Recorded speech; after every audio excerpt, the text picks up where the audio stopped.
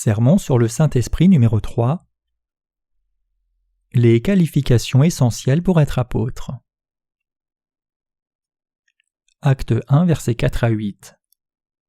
Comme il se trouvait avec eux, il leur recommanda de ne pas s'éloigner de Jérusalem, mais d'attendre ce que le Père avait promis, ce que je vous ai annoncé, leur dit-il.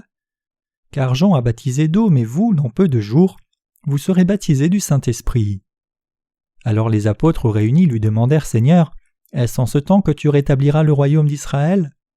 Il leur répondit, ce n'est pas à vous de connaître les temps ou les moments que le Père a fixés de sa propre autorité.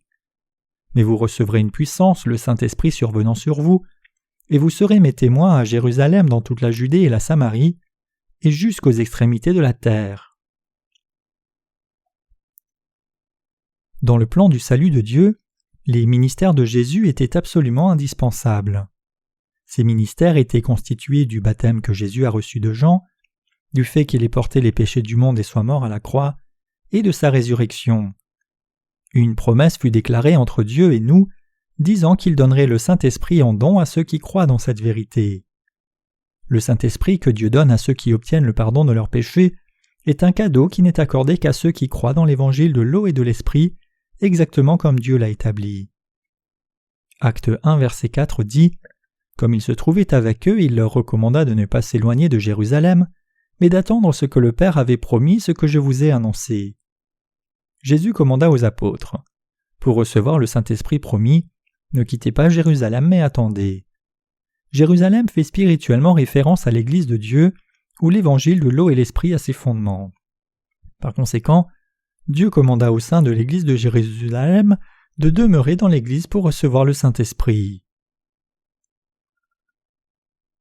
L'Esprit Saint est un don pour ceux qui sont nés de nouveau. Les apôtres continuaient d'entendre la promesse du Seigneur à l'effet qu'il leur enverrait le Saint-Esprit. Acte 1, verset 5 déclare « Car Jean a baptisé d'eau, mais vous, dans peu de jours, vous serez baptisés du Saint-Esprit. » Nous devons réaliser que la Bible nous dit que la foi de ceux qui ont reçu le Saint-Esprit n'est pas le résultat de leurs propres actions ou œuvres, mais le résultat de leur foi dans l'évangile de l'eau et de l'Esprit. Acte 2, verset 38, 3, verset 19. En d'autres mots, le fait de recevoir ou non le Saint-Esprit dépend absolument de la promesse que Dieu a établie, et non de nos propres efforts ni d'aucun accomplissement spirituel. Comme c'est écrit dans les 4 évangiles, l'Esprit Saint vient inévitablement sur ceux qui croient en l'évangile de l'eau et de l'Esprit. L'Esprit de Dieu est un don accordé à ceux qui croient dans la rémission du péché donné par Jésus. Nous pouvons réaffirmer en nous appuyant sur tellement de phrases de la Bible que le Saint-Esprit descend sur ceux qui croient dans l'évangile du baptême de Jésus et de son sang. Ceux qui ont reçu le Saint-Esprit dans la Bible sont ceux qui croient en l'évangile de l'eau et du sang comme accomplissant la rémission du péché. Du passage central précédent, nous pouvons constater que la puissance de ce Saint-Esprit n'est pas pour la chair, mais pour la mission mondiale. Vous serez mes témoins. Le but de la demeure du Saint-Esprit, autrement dit, est de faire de nous les témoins de Jésus. Le fait de devenir ses témoins signifie pour nous de devenir ses ouvriers qui prêchent l'évangile de l'eau et de l'Esprit pour le restant de notre vie. Les saints appartiennent déjà à l'Esprit Saint et sont ses serviteurs. Le Saint-Esprit œuvre avec l'évangile de l'eau et du sang. C'est la puissance du véritable évangile. Lorsque nous regardons de près le résumé de la première Pentecôte en Acte 2, nous pouvons constater que le baptême du Saint-Esprit fut répandu sur les disciples pour leur permettre de répandre l'évangile de l'eau et de l'Esprit donné par Jésus. Parmi les ministères du Saint-Esprit, le but de sa venue doit être trouvé dans le fait de favoriser la diffusion de l'évangile de l'eau et de l'Esprit. Lorsqu'il est question du jour de la Pentecôte, nous l'associons généralement avec le chaos, perdant de vue le moment exact de la descente du Saint-Esprit. De nos jours, nous l'associons avec des rassemblements où des gens gisent sur le sol, prétextant que lorsqu'ils ont reçu le Saint-Esprit, ils furent remplis de l'Esprit et tombèrent sur le dos, et qu'ils ont une relation fraternelle avec le Seigneur pendant plusieurs jours, se soulevant et tremblant de façon incontrôlée, leurs mains bougeant comme si elles étaient sous l'effet de choc électrique. Mais cela n'est pas l'œuvre du Saint-Esprit. Le Saint-Esprit n'œuvre pas de cette façon, il œuvre uniquement avec la parole de Dieu et spécialement avec l'évangile de l'eau et de l'Esprit. Croyez-vous en l'évangile de l'eau et de l'Esprit qui vous permet de recevoir le Saint-Esprit ? Ou recherchez-vous encore des méthodes humaines pour recevoir l'Esprit Saint ? Le Saint-Esprit vient lorsque les gens se repentent de leurs péchés avec des prières de repentance ou lorsqu'ils abandonnent leurs idoles. Recevons-nous le Saint-Esprit en priant ? Ce qui nous rend réellement capables de recevoir le Saint-Esprit, c'est l'Évangile qui contient le baptême et le sang de Jésus. Il n'y a aucune autre façon que de connaître l'Évangile du baptême et du sang de Jésus, l'Évangile qui nous permet de recevoir le Saint-Esprit donné par Dieu, d'y croire et d'accepter cet Évangile dans nos cœurs. La descente du Saint-Esprit au jour de la Pentecôte fut l'accomplissement de la parole de prophétie donnée par le prophète Joël, Joël 2, verset 29. Et Dieu donne le Saint-Esprit à ceux qui, en cette ère, croient en l'Évangile de l'eau et de l'Esprit. L'Esprit Saint vient sur ceux qui croient dans l'Évangile qui a pardonné et effacé tous les péchés du monde entier, par le baptême de Jésus, son sang à la croix, sa mort et sa résurrection. Vous aussi recevrez assurément l'Esprit Saint en cadeau quand vous croirez dans l'Évangile de l'eau et du sang.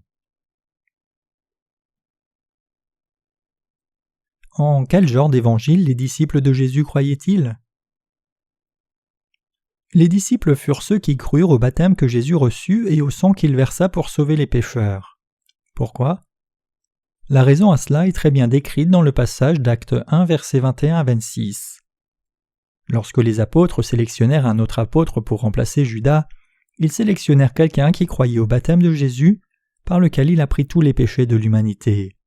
En d'autres mots, avoir foi au baptême de Jésus était la qualification la plus importante pour que les disciples puissent se qualifier pour devenir l'apôtre supplémentaire. Bien sûr, ils devaient croire la vérité que Jésus était le Fils de Dieu et qu'il était devenu le sauveur des pécheurs. Ici, nous pouvons reconnaître la foi des apôtres.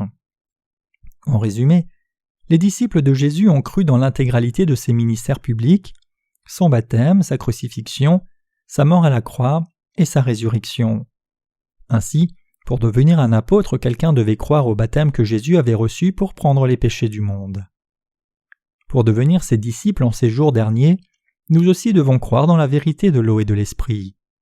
Si les gens ignorent un seul élément des ministères publics de Jésus, sa divinité, son baptême par lequel il a pris les iniquités des pécheurs, Matthieu 3,15, son sang versé à la croix, sa mort et sa résurrection, ils ne peuvent alors pas devenir ses disciples.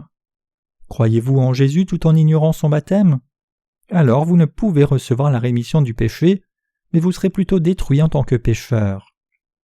Pour que nous devenions tous des disciples de Jésus, nous devons croire au baptême qu'il a reçu et à son sang versé à la croix. Ceux qui possèdent la même connaissance de la vérité que les apôtres de Dieu sont remplis par lui du Saint-Esprit. Ainsi, nous aussi pouvons recevoir le Saint-Esprit uniquement quand nous avons la foi qui croit au baptême que Jésus a reçu de Jean, à sa mort sur la croix et à sa résurrection. Avant l'avènement du Saint-Esprit au jour de la Pentecôte, les disciples étaient faibles et lâches.